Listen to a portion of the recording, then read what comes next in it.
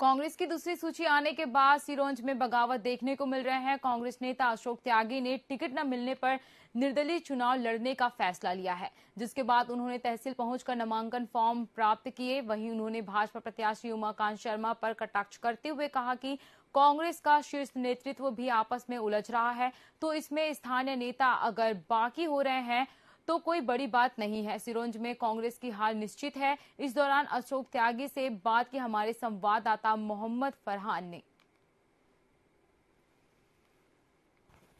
सामने आ रही है यहाँ पर एक और उम्मीदवार थे जो कांग्रेस से टिकट नहीं मिला है, वो अब अपना नामांकन के लिए फॉर्म लेने पहुंचे हैं तहसील कार्यालय। हमें उनसे बात करेंगे।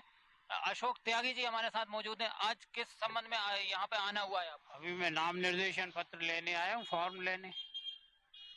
कांग्रेस ने तो उम्मीदवार आपकी पार्टी से घोषित कर दिया है, फिर आप फॉर्म लेने आए? देखिए, 2018 में मैं कांग्रेस से प्रत्याशी था। मैंने फॉर्म भरा था, मुझे मैंडेट मिला, मैंने मैंडेट सबमिट कर दिया।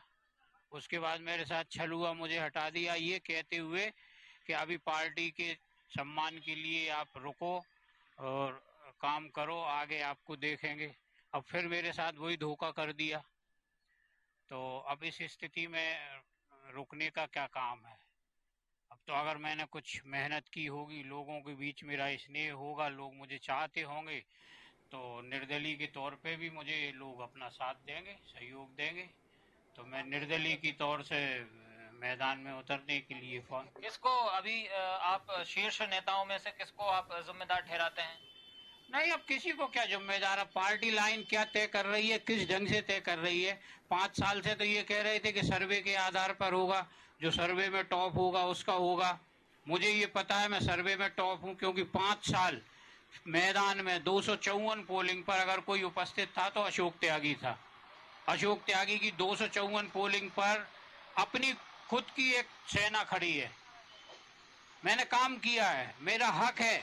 मेरा हक तो 2018 में बदली के बाद से था, क्योंकि मुझसे प्रॉमिस किया था सामान्य राय साहब ने, तो मेरा तो हक था।